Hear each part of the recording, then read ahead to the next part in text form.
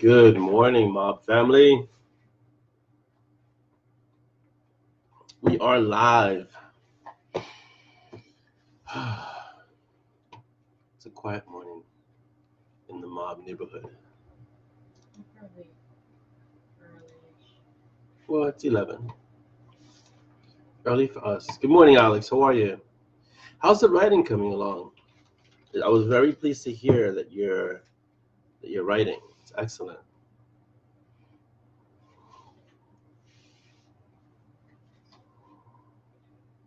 Hola, Isabel.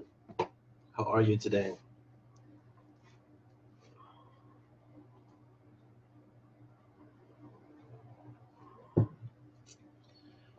Let's see.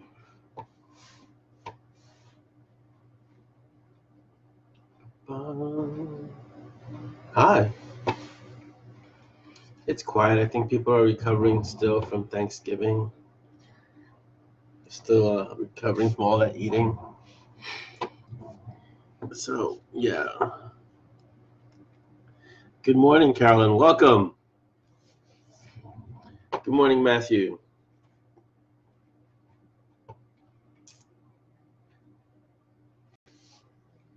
Well, we know you're not really at work, you're at the office, Isabel, right? Because you say I'm at work, but we know the truth, don't we?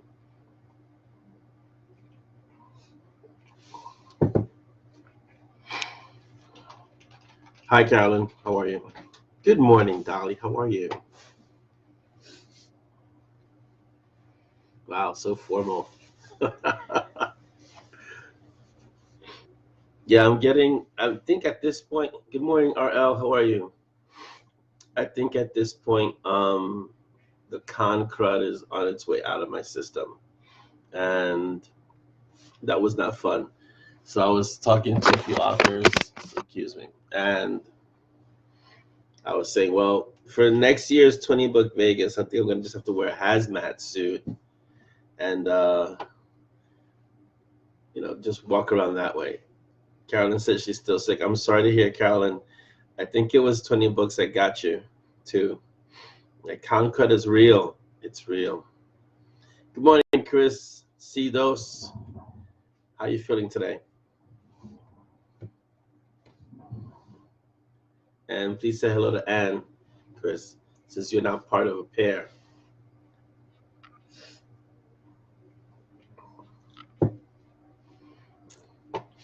Yes, Carolyn. So I'm gonna see if we can find a deal on hazmat suits for some authors for next year at 20 Books Vegas, and then we just walk around protected,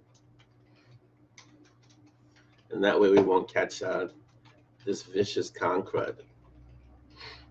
It was bad for me. I think last week was really bad. This week has been better. Yeah. Then I can, once this kind of gets past, I can just jump into more writing. I'm telling you, if we get it, we can get it in designer colors or hazmat suits, and we can be sporting. But my wife got these, which are really good. Let's see if you guys have ever seen this. Fisherman's Friend. Not sponsored by them, but they're really good. So if you have anything that's coming at you, start with the Fisherman's Friend. They'll clear you right out, but they're really strong.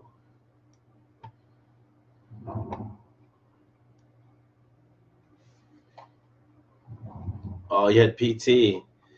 Yeah, Chris, I'm sorry. I know the feeling. One of my quads is acting funny, but I think it's because I haven't been in the gym. My body's rebelling. Like, hey, get to the gym. So, good morning, Rhiannon. How are you? Oh, you've never heard of Fisherman's Friend, Carolyn? Yeah, this stuff. Let me put it up again. Here you go. I think you can get them on Amazon too. These are serious lozenges that will basically make you have a new respect for those mental lozenges. They're really strong. Oh, Zicam is good too. Yeah. Yeah, I think I'm gonna have to use one of those lidocaine patches on my leg it's feeling funky. Like, oh my God, like you haven't squatted in a week or two. You need to get back. So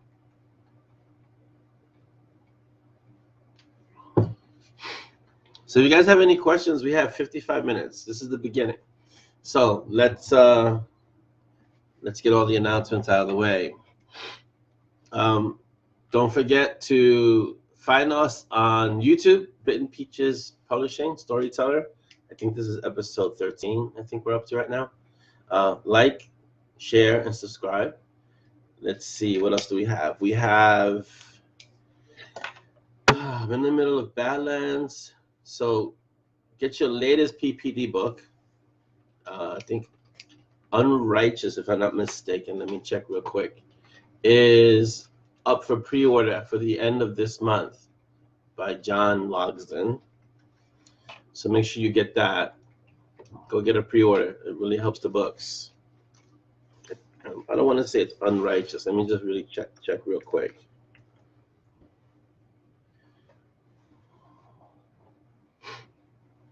Yes, it's Sinister Unrighteous, the Black Ops Paranormal Police, and it will be up for pre-order.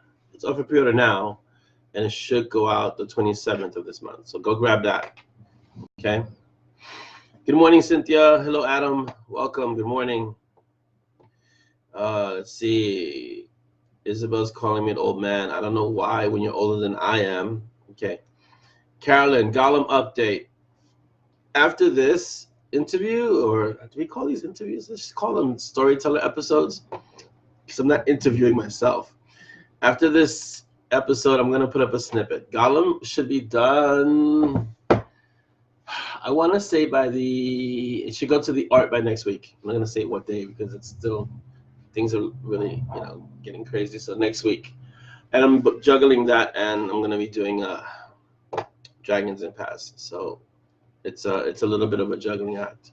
I have to figure out how to put Dragons Impasse into that schedule. So Gollum should go to the art next week. You guys will have it before Christmas. Yes. When is Badlands coming out? I don't have complete control over that one because Chris asks, when is Badlands coming out? The process with the PPD books is that I write a chunk, I give it to John, he goes over it, he writes his part, gives it back to me, I review it, and then we send it off to one of the teams that does the advanced reading. So it's a little bit more involved, and so it takes longer. So I can't say what definitive date it's going to come out. And so right now, John was really crazy sick prior to me being crazy sick. So we both got hit by that crud bug. And so I'm thinking either later this month or early next month, depending on how quickly we both kind of get to things. He has other things he's kind of dealing with also. So yes. Good morning, Sharon Harradine and Shannon O'Brien. Good morning. Yes, Dolly, both during the same month. It's a busy month, Isabel. Yeah, amongst other things. Yeah. So it's been a little hectic. Plus, the week that I took for 20 books kind of set everything back too. So, good morning, Mary Lane. Good morning, Amanda. Welcome to the Storyteller Mob Madness.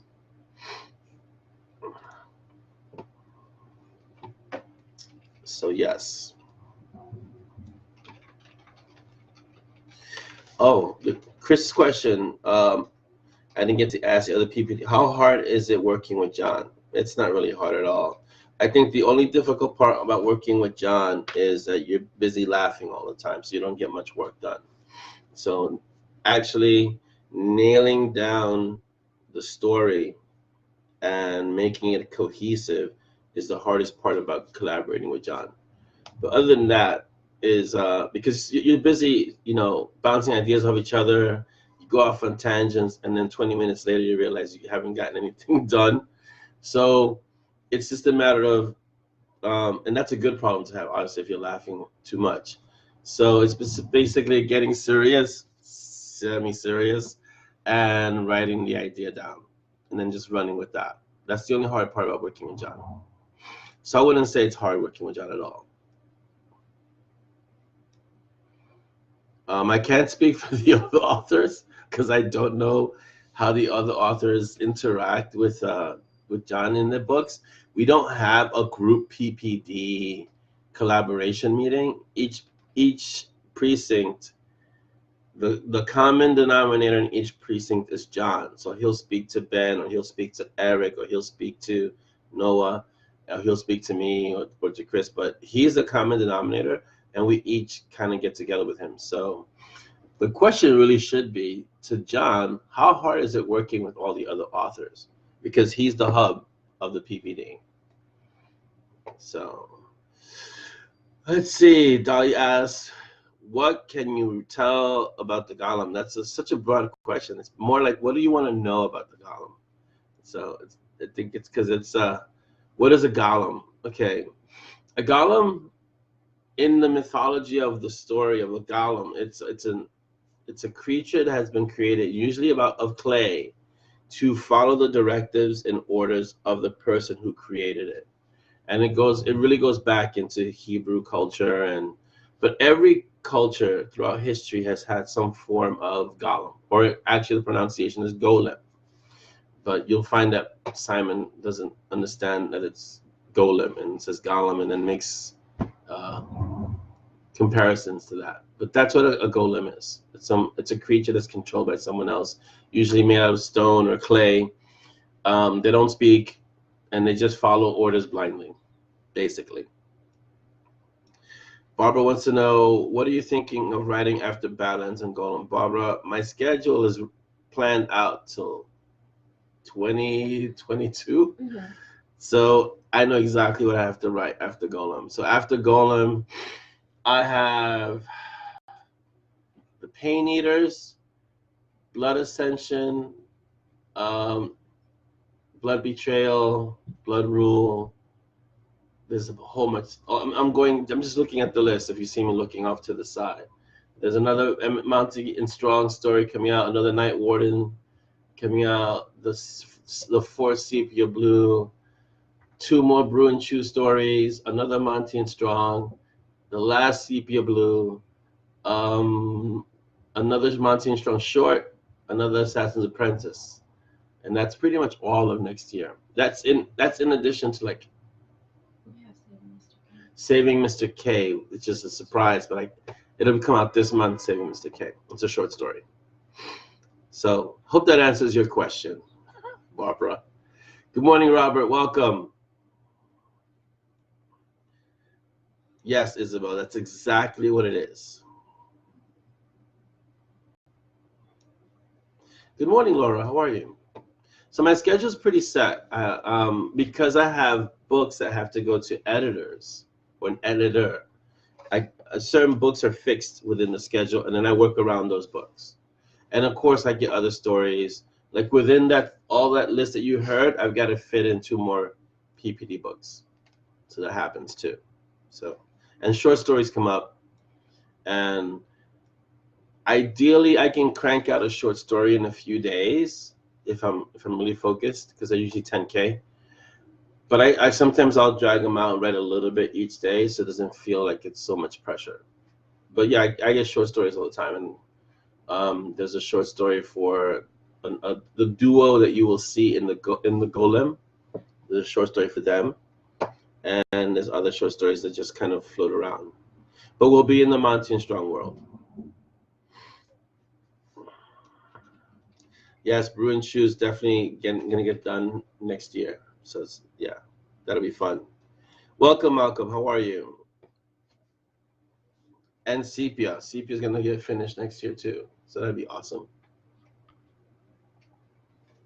I know a lot of you have been waiting for Sepia. I apologize it's taken so long. You can blame Monty and Strong for that. Good morning, Craig. Welcome. So yeah, that's the schedule tentatively, and it's pretty intense. So Carolyn asks, how do I choose which characters get their own books and in what order the story gets told? Well, it's interesting. So the way I've structured the writing is that Monty and Strong, it's like a tree. So Monty and Strong is the main trunk. And so they're the ones that determine, those stories determine all the branches of the tree. Sometimes I'll go off from the tree, like let's say Sheepdog is not set in the Monty and Strong world. That's something that just comes up. Or the Blackjacks, again, not a Monty and Strong story, but most of the stories are in the Monty and Strong world. And some branches are thicker. You'll see offshoot series like Gray and Coda. That would be almost a separate tree or like a really big branch of that tree. Some are smaller. You'll see like novella stories, like let's see, the Dam series of Ursula. It's small. It'll be novellas, or even Division 13. Again, smaller. So it depends. It depends on how the characters show up in the main story, if they show up in the main story, or sometimes it's just that they're connected to Monty and Strong and deserve their own story. I don't like doing info dumps in the stories. I'd rather give you a short story telling you about a character and their interaction than putting all that information to a Monty and Strong story.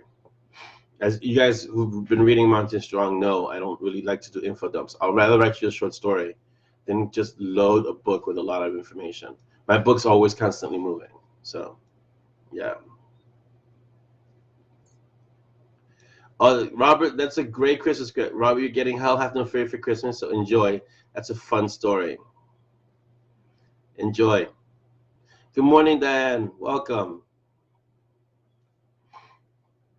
Adam. Oh, Adam says I need to do a crossover with Shane Silvers.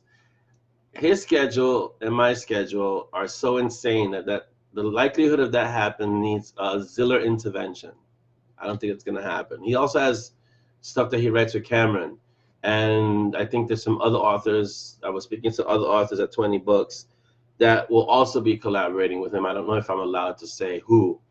So the chances of us doing a crossover, very unlikely. Good morning, Scott. Welcome. Yeah, that's not going to happen. I'm telling you, it's very hard to imagine Monty and Strong and Nate and Callie because our schedules just don't mesh at the moment. Chris says, I do hope Sepia Blue goes in another direction. I did not like where she ended up. I don't know. Let's see. I'm trying to remember where she ended up. You know how long ago Sepia Blue was? Once I get back into it, all I can tell you is that the natural progression of the story will still remain true because that is outlined. But I think there'll be some cameos that you'll like in that story because the story has evolved. I've evolved. I've changed. And so, yeah. Good morning, Kimbra. Good morning, Ben. Welcome. Let's see. Yeah, I don't know, Isabel. I think we strangled each other. Craig, so yeah, Craig says an Iron Druid tie-in might be more available. I would really enjoy writing an Iron Druid tie-in, but Kevin Hearn has moved on to the Plague of Giants series. And I don't know if he's revisiting Atticus, but that would be great. I do speak to Kevin every so often, but he's another one who's really busy. So, yeah. Hello, Kimbra. Yes, so Mary Lane has answered that. I don't know the details of the Nate Temple Cali world, and so for me to come into that world and think and write in that it would take me. I would have to read all of Nate's books. That's not happening. Shane writes more than I do, I think, at this point. That would be like 10 books. Yeah, if you could find me an extra day in the week, or 2 or 3. That'd be happening, yeah. So yeah, no. Good morning, Benna. How are you? Good morning, Joy. Good morning, Stephanie. Welcome. So my schedule's packed, and it's very hard to fit other things in it. You know, there are things like my family, kind of important. Keeping the wife happy, also kind of important. So. Benna wants to know if we will have any spin-off series of side characters like Uncle Dex or TK. Both of those have spin-off series already set. For Uncle Dex, he has 2 series. He's going to have Nana and Dex, where they go on the misadventures of Nana and Dex. They're going to have short stories where they go on their little misadventures. And because they're older mages, it's going to be really fun. They're not going to be doing all the crazy acrobatic, not, you know, Mission Impossible type stuff that Monty and Simon get to do. Plus, he's going to have another series called the Montague School of Battle Magic, where he's like the headmaster. And he has to keep he's basically ushering in another generation of mages and trying to keep them safe and training them. So yeah.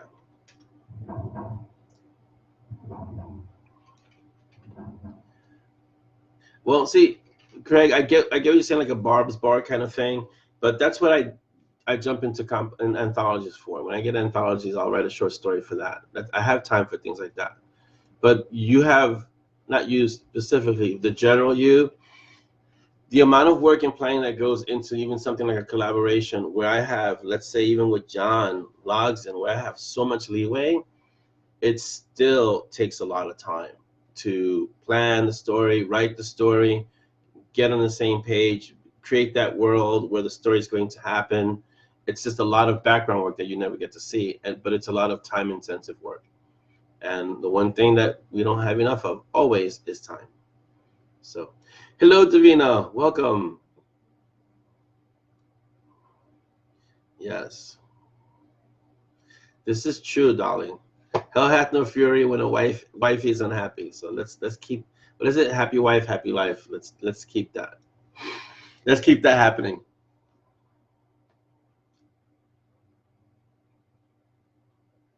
Isabel asks, is there a genre you are interested in writing in? I'd like to do a straight mystery one day, maybe like an Agatha Christie type thing, but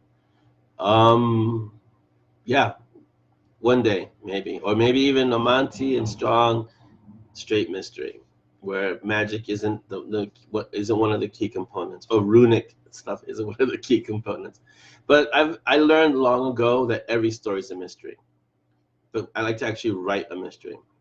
We'll see. There are a few genres I still haven't touched that I'll be getting into later on. Good morning, Wendy.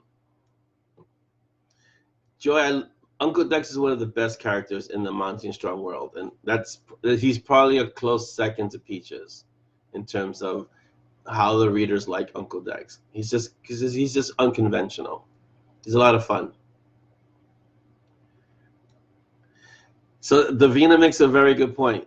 The more ideas you give me, the longer you have to wait for Sepia. But I'm kidding. Sepia's scheduled for next year, so she'll be done next year. Hello, Trisha. Welcome. A Scooby-Doo. Craig says a Scooby-Doo mystery, except it would be a Peaches mystery, right? I'll definitely write it down at some point. I think I have to learn a little bit of the conventions. In mysteries, you got to plant the red herrings. You got to have misdirection. You got to really seed the story properly. It's a little different from what I do with Monty and Strong. So you got to have a lot of like twists, and then there's a reveal at the end, and then there's a solving of the case. So I'd have to do a little bit of research. But I've read mysteries most of my life, and I kind of grew up with Sherlock Holmes. And so that's kind of in my brain. So I have an idea of it, and if I did write a mystery, it would be very much Sherlock Holmes type, you know, one who's really super observant and uses his brains to outwit the criminal.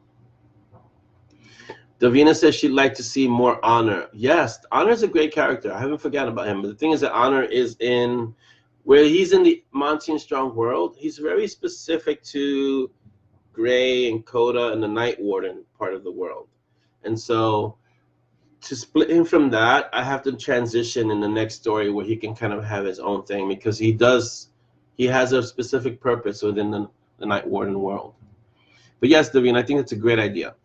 As you give me another idea to delay Sepia, Davina. Wendy says, will you be doing a Christmas, Yule, Winter Solstice story? Yes, I will. It's called Saving Mr. K, if I could get it out before Christmas. Yes. It has Monty and Strong and Cecilia. I think that's all. That's all in that story. It's a lot of fun. I already have the outline for it. And I got the cover recently, but I can't show it to you yet because it's not finished. Sharon says, all stories are a mystery. That's why you read them. If you knew what was happening. Yes, exactly. All stories are a mystery. At their core, every story is a mystery because you want to find out what happens. But within the genre of that, or within that context, there's a genre of mystery that has a specific way of being told. But yes, I agree. Every story is a mystery. Isabel says, how about a comedy? That's why I write with John. So that's my comedic side right over there. All my comedy is over there. Actually, no, I lie. There's going to be a series that's very much a parody of Monty and Strong coming soon. And you meet those characters in the Golem. I'm not even going to tell you their names. Chapter 34, yes, there is some humor there. Yes, Craig, they're not really true mysteries because you kind of get the answers. So Craig says Sherlock Holmes are not true mysteries. Those books are like reading teachers' workbooks with the answers in the back because Sherlock kind of gives it away as he's doing what he's doing. He's walking you through the steps.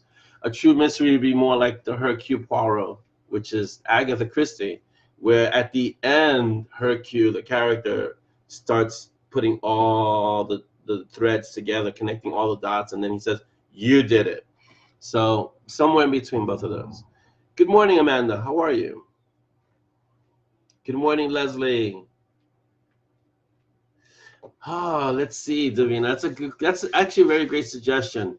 The thing is that Davina says not honor as his own book, just maybe Monty would have a reason to visit the archive. Here's the thing, though. Monty has access to Professor Ziller. He doesn't need to go to the archive.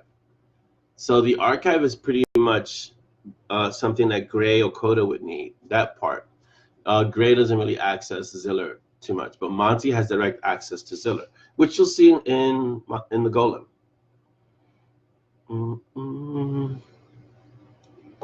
So, but I can have them go to the archive at some point. It probably needs a redecoration, Monty and Strong style, which would not make Honor happy. So we'll see. Honor's very strong as a mage, which means I have to remember to bring back. I think it's Julian, the archmage or the archmage from the earlier story. I can't remember what story it was in, but let's see, what story was Julian in? I'll remember at some point. When you write this many stories. So there are a few really powerful mages, just like the hybrid. Have them visit the hybrid would be nice too. Yes, Malcolm. Maybe not blow it up because Honor is really strong, and I don't think he'd allow Monty and Strong to blow it up. But it would bring unnecessary tension to a place that doesn't need it. Yes, I think Craig's right. Craig says maybe a visit with an archivist instead of the archive. I think that would be better. Or maybe have Honor visit Monty and Strong, and that would be an interesting meet. Good morning, Lori. Welcome. Oh, we have 31 minutes, guys, so we got a lot of time. I hope everyone had a great Thanksgiving. I didn't get a chance to really wish you all a Thanksgiving. I put it in the mob, but I hope everyone's recovered from the holiday and getting ready for the next holiday that's coming, or the next few holidays, if you celebrate Christmas and New Year's.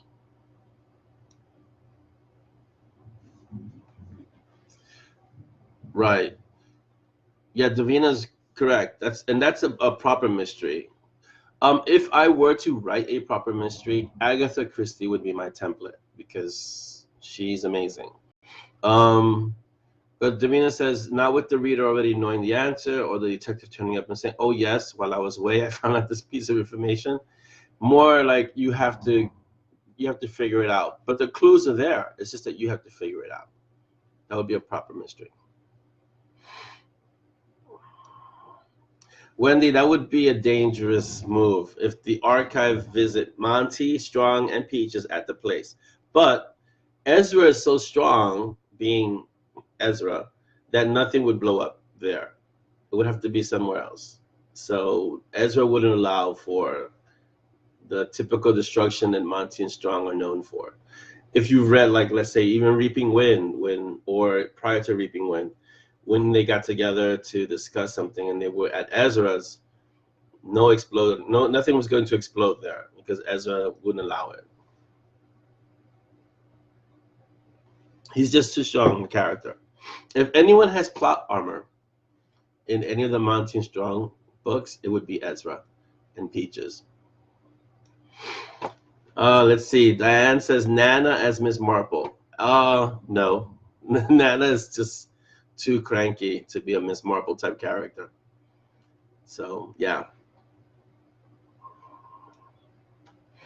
Davina says Ayrton wants the UK to adopt Thanksgiving. Yeah, he's going to have to rewrite a bit of history for that one.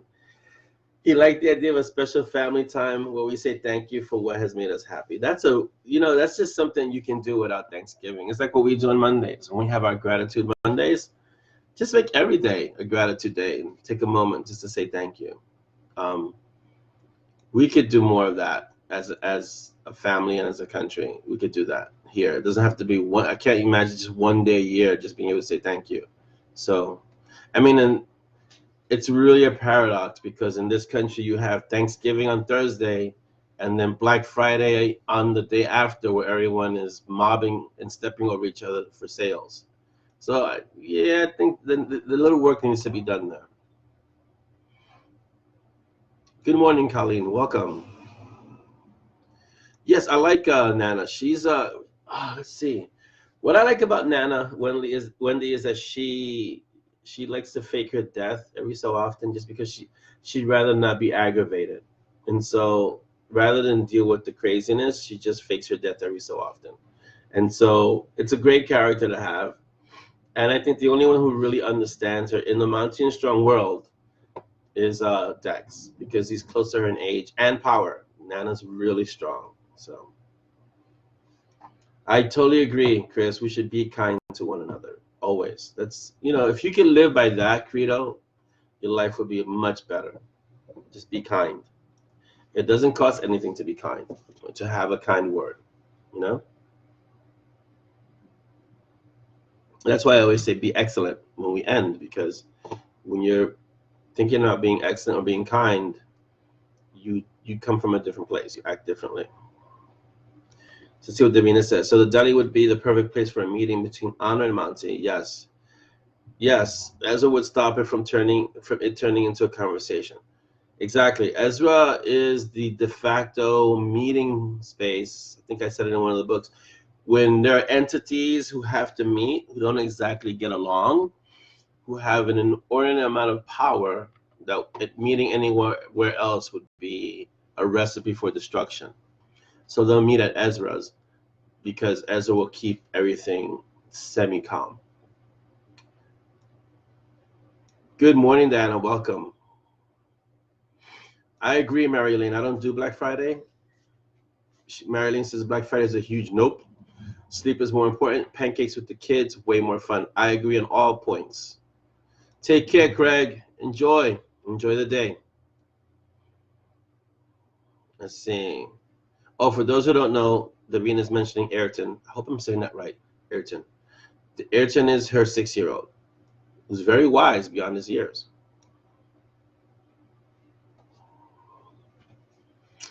I like Malcolm's explanation of Thanksgiving is the moms of the country and cutting down the competition for Black Friday. Everybody's too stuffed to go shopping. That's one way of looking at it for sure. Yeah.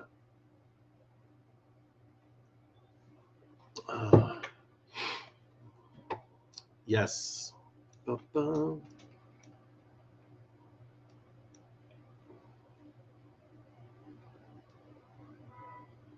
So yes, the deli. Well, I'm going to create a space next to the deli, it'll be present in more stories, where you're going to see more of those meetings happen, because Haiti still has situations that are unresolved. I like what Dolly says. The smarter ones just wait for some Cyber Monday. True. Yes. Or slipping extra tryptophan in turkey. Yeah, I don't know if you need to slip extra. It already has plenty. So I don't know if extras need it. But I like the waiting for Cyber Monday idea is good too. Or just shop online. And then you avoid crowds entirely. Oh, good. I'm glad Davina said I said Ayrton's name right. Good. Because, yes, I don't want to get the name wrong. Names are important, as we know.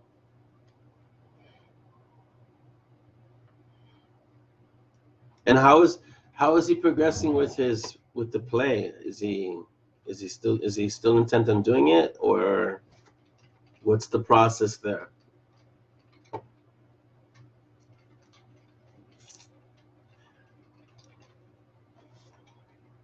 This is true, Sharon. Trouble is Black Friday isn't just one day anymore. Davina, tryptophan is the chemical that's naturally within turkey that makes people groggy after you eat a lot of it. It's a natural occurring thing. Just gonna look at it real quick.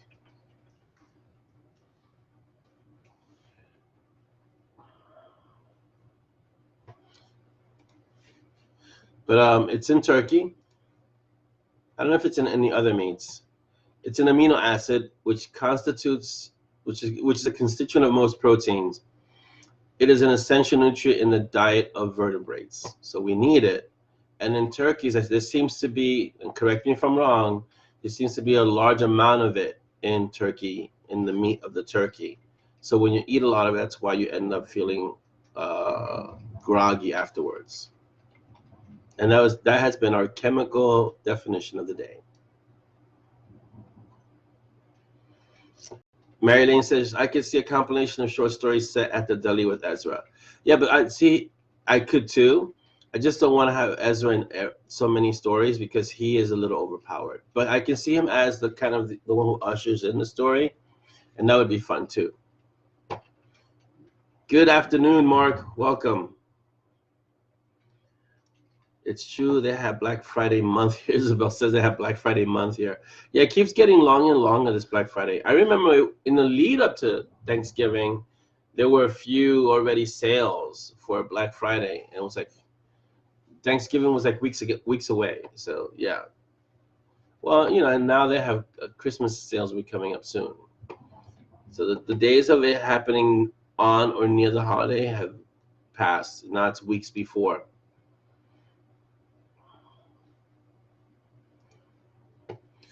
So you guys have what does Mark say? Hold on. Oh, get your plague mask and biohazard suit. Very good, Mark. Yes. Don't worry, I'm not contagious. I don't think I'm contagious. The kids aren't sick, so that's good. Welcome, Trisha. How are you? Oh, that's great that Aiden's doing karate. I'm biased because I've been practicing for a long time.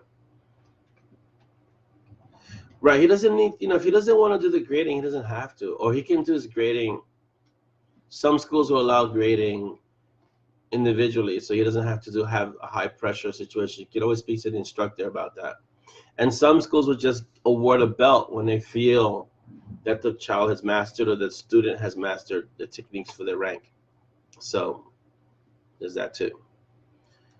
Amanda says, I work for Walmart, so no escape from Black Friday. I feel for you, Amanda. Yeah, it must be a mob. That's funny, Malcolm. It's almost Christmas, so the shops are getting Easter eggs now. Yeah, that's what it feels like now. Everything is just really advanced. Oh, I like Ayrton. He's a no-belt panda. Fantastic. You're welcome. I'm glad I was able to help Ayrton. Hello, Gail. Welcome. Did I say hi to Trisha just in case? Hello again, Trisha.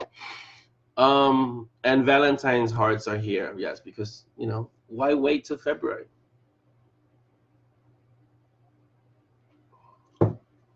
So the art for the golem will be opening next week for those of you who arrived later in this episode.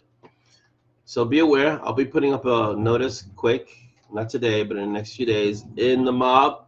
And those of you that are already in the art already know about it. Will know that once I put it up, you'll see it. So prepare. It's going to be, I think, a 2-phase art this time. So there's going to be one part for you supernatural readers that devour the book in a few hours. And then there's going to be another section for those of us who are mortal and read at a regular pace. And so you'll probably get like about 2 weeks, maybe, or a week and a half to give in your notes for the regular readers. For the supernatural readers, you probably get like 4 days. So just be prepared. It's going to be a fast art, the first half. The second half gives you more time.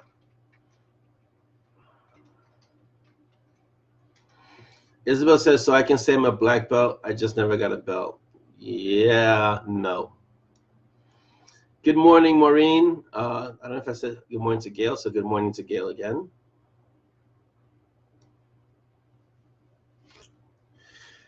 Yeah, so I'm really looking forward to the Golem. I'm having a lot of fun with it. There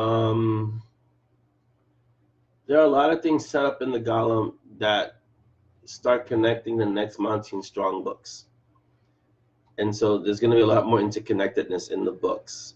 They seem to be standalone prior to this story, and then later, but now with the Golem, you're going to have to be able to read the Golem to understand Dark Glass, which comes after that, to understand the other stories that come after these, because these stories are all going to lead into, for a good chunk of books, all these stories are going to lead into each other.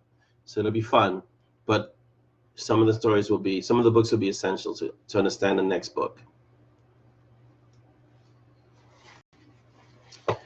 Let's see. Isabel says, I should be awarded a special gold belt for all those years of torture. I have no idea what you're referring to, and you should definitely be awarded a special belt, but yeah, let's just leave it at that. Good morning, Taj. Welcome.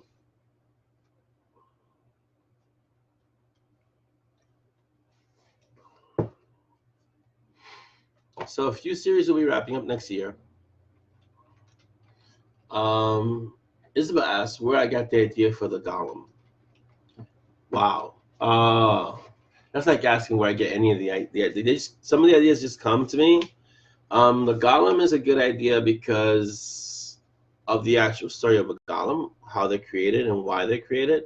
And I wanted to kind of explore it in the Monty and Strong world. Also, there's a bit of a twist, obviously, because I'm not going to make it just the straight mythos of the Golem. So in the Monty and Strong world, the Golem is created by a certain sect, a certain elemental mage, and of course Monty's going to get blamed for something that the Golem does. So yes. Oh, Mark says, like, my writing isn't literary crack to begin with. Well, I try to make it interesting, and I want people to read. I think every writer, every author at their core just want to share their stories. So it's basically just making it. I won't do cliffhangers. I tried that once, and the mob almost killed me. Where was the cliffhanger? I think it was Blood is Thicker was the cliffhanger. The initial ending of Blood is Thicker was a real cliffhanger. I think that's where the first goat was melted by a magistrate. And the story ended with an orb of destruction hitting the goat and exploding it. And that was the end. And when I kind of ran that ending past the mob, the art, and then the mob, they were like, you can't do this. That's not going to work.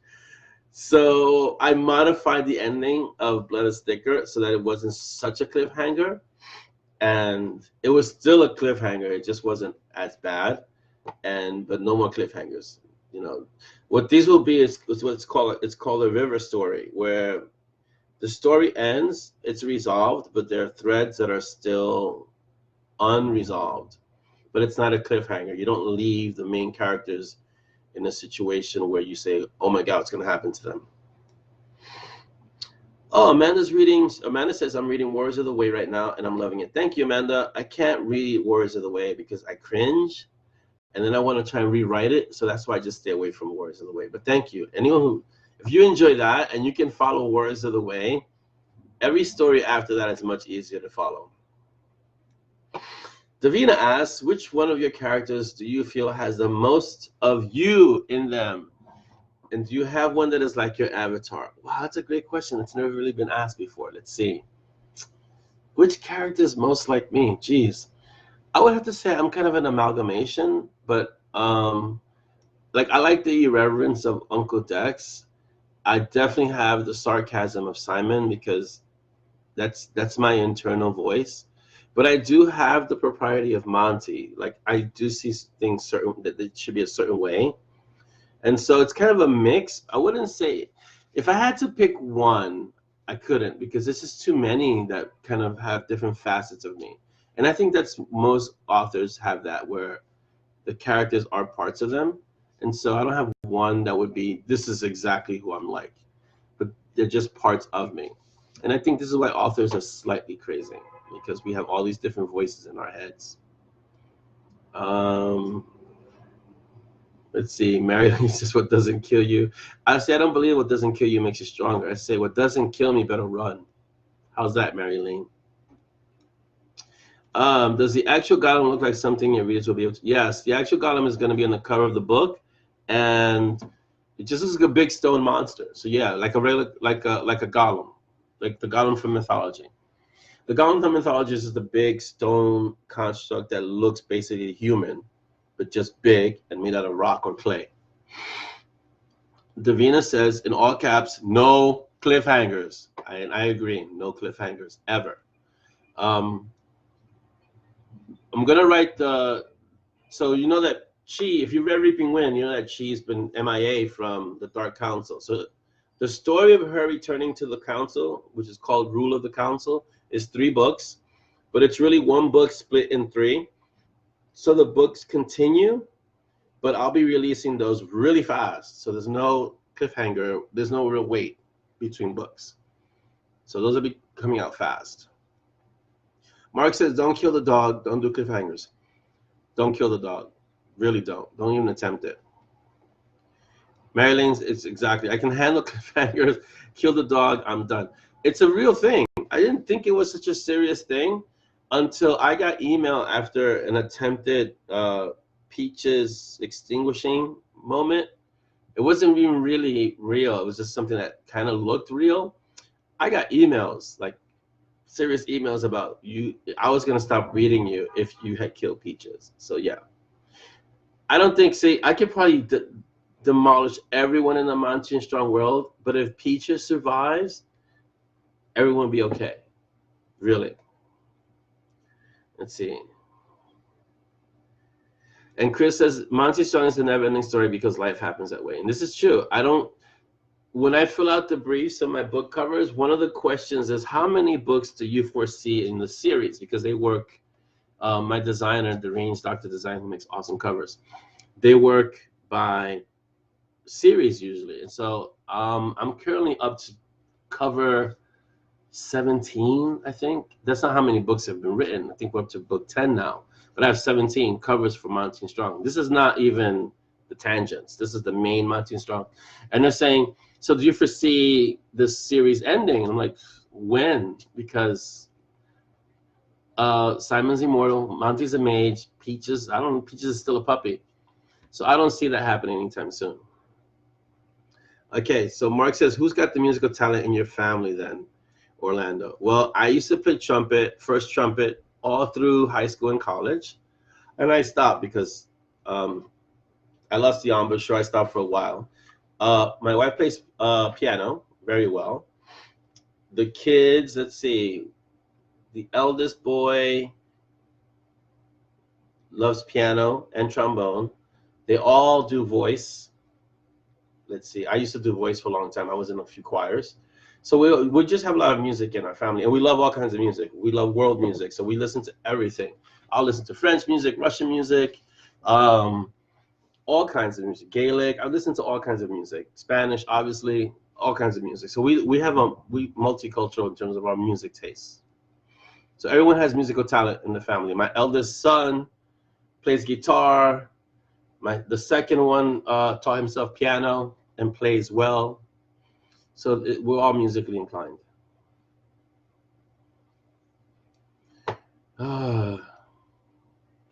Yes, Chris. So Trisha, thank you, because again, Words of the Way, I don't really reread it, but if you enjoyed it, I think that's awesome. Chris has a point. So the opening of Warriors of the Way, I read that and saw you, Orlando, walking down the street to the dojo. That would be Dante, if I'm not mistaken, yes, Dante, would be the closest to me, because back then I was just starting out. So that character would be the closest to being who I am, because I wrote that almost as my own experience. So yes, that would be the one that's closest to being an avatar for me. To answer your question, Davina. Thank you, Chris. That does clear it up. Maybe that's why I don't like reading it so much, because it's like, oh, you know. So Davina, yes, has a personal vendetta with Chi. She says, "Buddy Chi, hope she gets locked in a dungeon and not in a fun way." Um, Not gonna happen, but she's gonna go through some serious things. Yeah. Yes, I get it. There are a lot in your camp, Davina, who don't like Chi. So yes, peach aside, yes, not a good idea, Mark. We will not be doing any peach aside. I agree with Wendy. We rain down destruction upon any who even attempt to hurt the dogs. No dog hurting, ever. Let's see. This is what Mark says. DDD asks, how many covers do you want? And I answer, how many you got? And that's kind of really how our conversations go. Um, there's no, I can always get another cover from them because they do such great work. I agree. Yes, Davina. If M&S is the never-ending story, does that mean that Peaches' mother was a luck dragon? Maybe some kind of dragon. Maybe it's possible. I like that idea, Malcolm, that Simon bumping into Blackjack as Monty's descendant or Monty's ancestor or maybe Monty's future generation. Like maybe they have some kind of weird time thing. That would only happen in the Designers, which is a book that deals with time. So yes. Chris says music doesn't need translation. No, I listen to French music all the time. My French was fluent in high school. Right now, my French is like, it's atrocious, but the music is awesome. So I listen to French music. My wife understands it, but I'm like, I don't understand the words, but I do understand the music. So what do you mean if he survives? I don't understand the question, Cynthia. Who's if he survives? Yes, Chris, and actually, I agree. I never thought about it that way. But when I did write that story, I wrote that story from my point of view as what I would do in those situations. Granted, I took a lot of latitude with what happened, but a lot of it is really based in martial arts and what I would do. So, yeah. Hello, Melissa. Welcome. So, just to reiterate, guys, don't forget to join the YouTube channel because YouTube is worldwide and we get to increase our presence on the internet as the mob. You go to Bitten Peaches, Storyteller episode, Bitten Peaches Publishing, and like, share, and subscribe because the more we get the word out, the more we get more knowledge of Monty and Strong and Peaches and everything. And at some point, I'll be doing interviews, which will be fun. Yes, Wendy, that's about the extent of my French too. A little bit more, though. I have a little bit more vocabulary than that. And it's OUI. That one looks like you need to go to the bathroom if you're going to write it that way. So, yes, we got 7 minutes, guys. Ask your questions. And our next live event will be the 20th, which is right before the holidays.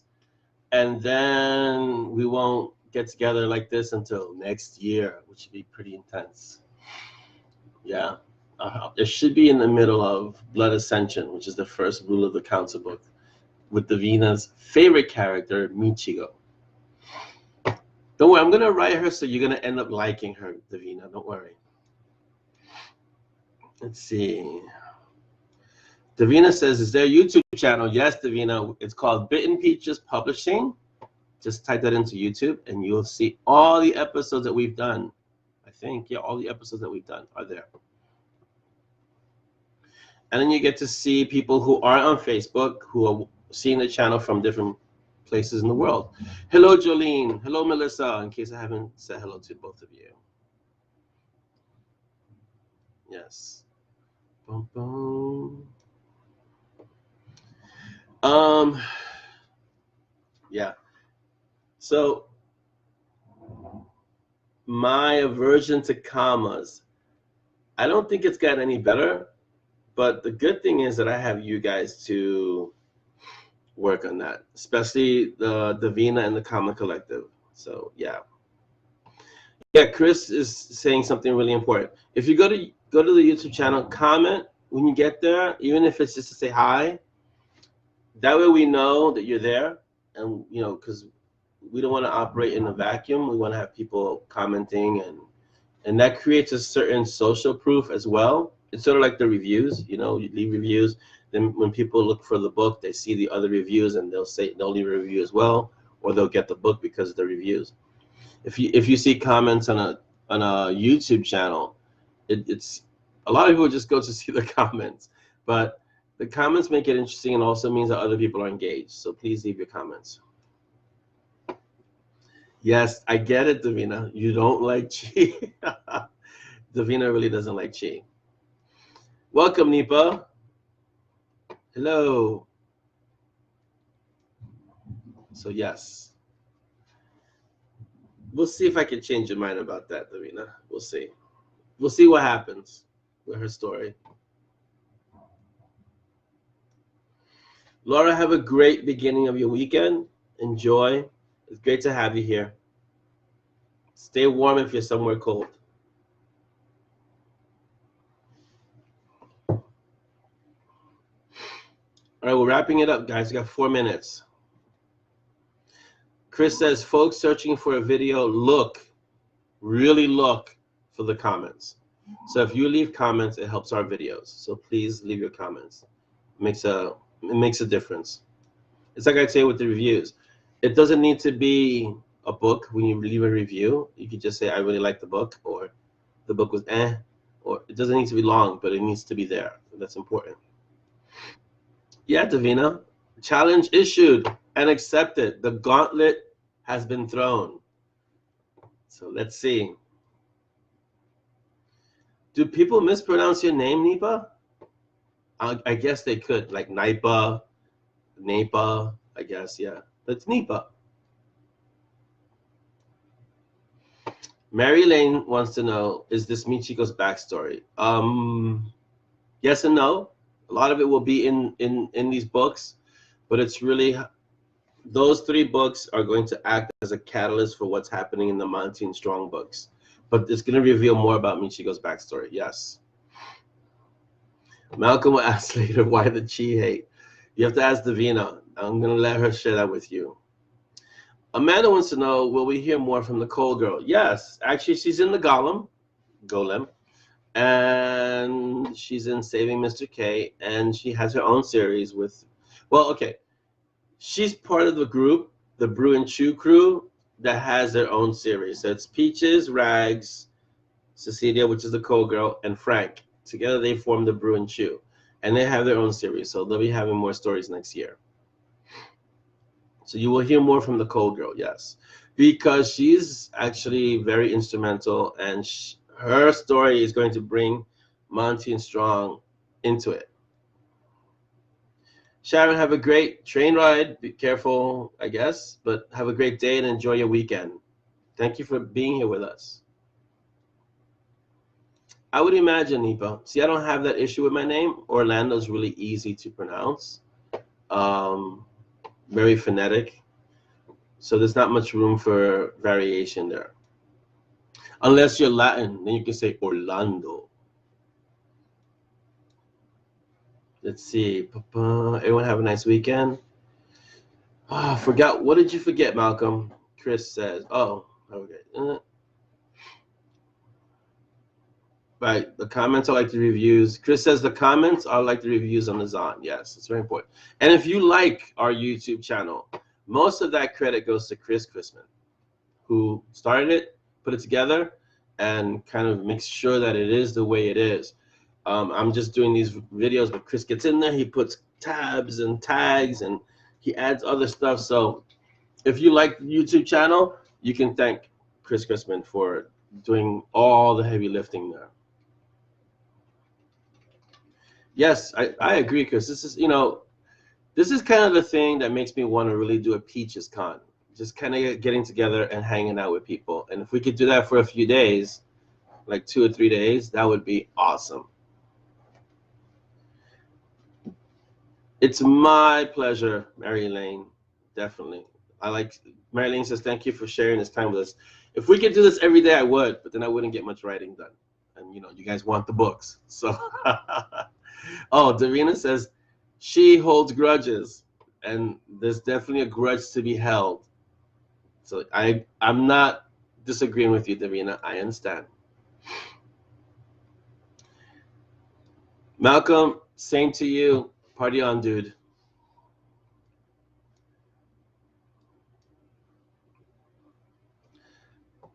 Wendy wants to know if it's easy to transfer FB Live to YouTube. It's just a matter of downloading, which is why we keep it to 1 hour, which we just hit. So guys, we're going to start the weekend. Well, you're going to start the weekend. And our next Mob TV live event will be on the 20th, right before the Christmas holiday. And then the one following that will be on the 3rd of January. So I want to wish you all a great day and a great weekend. Thank you for being here. And I hope you had a nice cup of coffee or tea or whatever it is you drink. Marilyn, I'm going to make the words go faster. Hi. And I want to wish you guys a great weekend. Be excellent to each other. Bye.